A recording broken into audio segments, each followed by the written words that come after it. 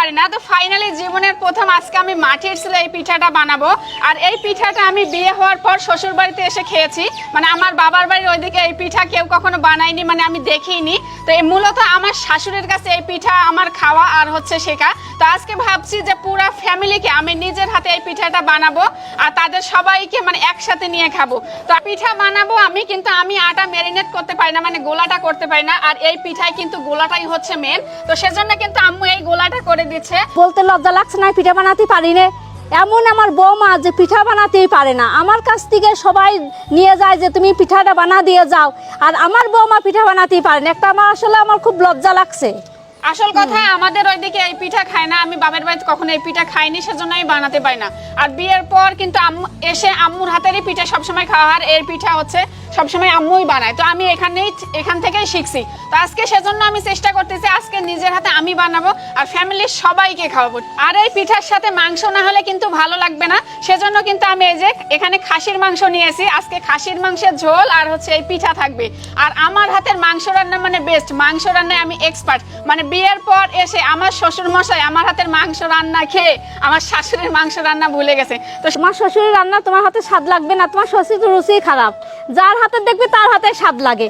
আর আমার রান্না এই পাড়ার মানুষ সবাই নাম করার, আমার ডেকে নিয়ে যা রান্না করার জন্য। শ্বশুরের রুচি খারাপ, যাই হোক আমার শাশুড়িও কিন্তু অনেক ভালো রান্না করে, সেটা আমিও জানি। সেজন্য আজকে যে মাংস আমি নিয়েছি, আমি নিজের হাতে মাংস আজকে কষা করব আর এই নতুন পিঠে বানাবো। আর এই পিঠের নামটা কি আমি কিন্তু আগে থেকে বলবো না, আপনারা কিন্তু কমেন্টে বলবেন যে কাদের এলাকায় কি ভাষায় এই পিঠাটাকে নাম দেওয়া হয়েছে। না আমার সাথে আসো।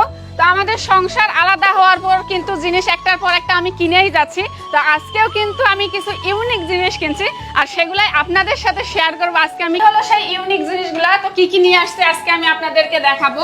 তো প্রথমেই এটা হলো কিউট একটা মশলাদানি, আর এই মশলাদানি কিন্তু প্রত্যেকটা সংসারে অনেক বেশি দরকার। আর এর ভিতরে কিন্তু 4টা থাক আছে, 4টা চামচ আছে। তো 4 রকমের মশলা করে আপনারা ফ্রিজে রাখতে পারবেন। আর এটা আমি নিয়ে আসছি মূলত টিনার জন্য। আর একটা জিনিস আপনাদেরকে দেখাবো, সেটা হচ্ছে মানে অনেক ইউনিক স্পেশাল একটা জিনিস। এটা তো মানে সচরাচর সবার ঘরে নাই। এটা হচ্ছে ডিমদানি।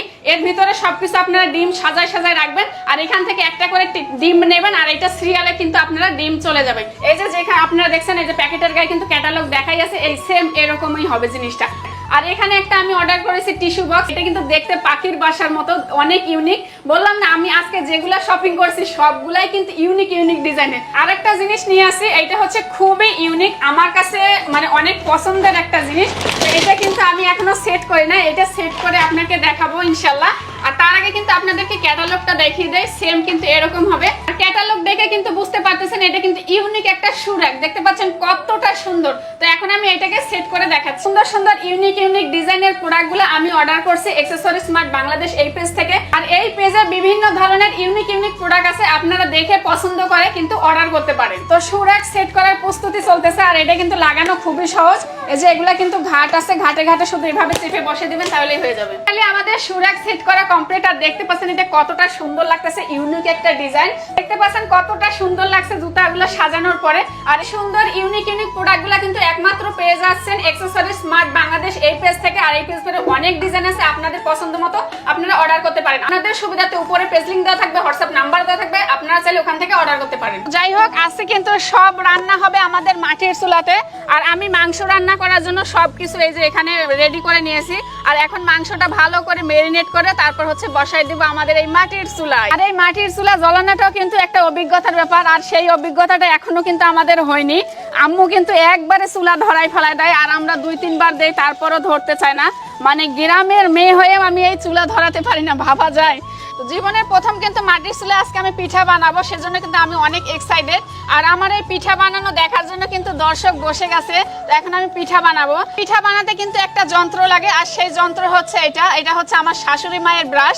আর এইটা কিসের ব্রাশ আপনারা একটু কমেন্ট করে জানাবেন। ব্রাশটা দিয়ে গরম কড়াইয়ের উপরে কিন্তু এইভাবে তেল ব্রাশ করে দিতে হবে, তাই না আম্মু? হচ্ছে বানাও বানাও এরকম তো নাকি? এই যে আমি কিন্তু এটা দিয়ে তেল ব্রাশ করে দিয়েছি, সুন্দর একটা জিনিস। ঠিক আছে, এখন সেই পিঠা দেওয়ার পালা। মানে পারবো কিনা জানি না, কেমন জানি লাগতেছে। আম্মু দেব? হ্যাঁ দাও, হাত ঝাড়া দাও, দিয়ে হাত ঝাড়া দাও, পিঠা দাও এভাবে। হ্যাঁ হ্যাঁ এইভাবে। আর এই পিঠাটা কিন্তু এইভাবে বানাতে হয়। আর এই পিঠার স্বাদটা কিন্তু অনেক বেশি, মানে মিষ্টি পিঠার থেকে এটার অনেক বেশি স্বাদ। তো এটাই কিন্তু আমার শাশুড়ি মায়ের কাছ থেকে শেখা। ঠিক আছে, আমি বানাচ্ছো ভালো করে দাও, তাড়াতাড়ি দাও। সব দিক ছিটে গেল কে? সব দিক যাইবো না। ভালো করে দাও। দেন পিঠা দেন দেখি কেমন হয়েছে। হয়েছে মানে এই দেখেন আমার পিঠা তো সুন্দর হয়েছে, পিঠা আমার হাতের পিঠা। আম্মু ভালো হয়েছে না? হ্যাঁ, এই পিঠা ভালো আছে। আমার বৌমাই প্রথম পিঠা বানাইলে এই পিঠা খাতেই হবে। মানুষ না পারে এমন কোনো কাজ নাই, মানে চেষ্টা করলে সবই পারে। এই যে আমিও আজকে পিঠা বানাইতে পারলাম। একটা পিঠা কিন্তু বানাইছে, আর এগুলা সব পিঠা আমাকে বানাতে হবে। আর এই পিঠাই কিন্তু সব হচ্ছে এই যে হাতের খেলা, মানে এরকম এরকম কোনো আটা বেলুন, মানে বেলুন পিড়া এগুলা কিছু লাগবে না, শুধু হাত দিয়ে এরকম বানাতে হয়। আর অবশ্যই কমেন্ট করে বলবেন যে এই পিঠাটার নাম কি।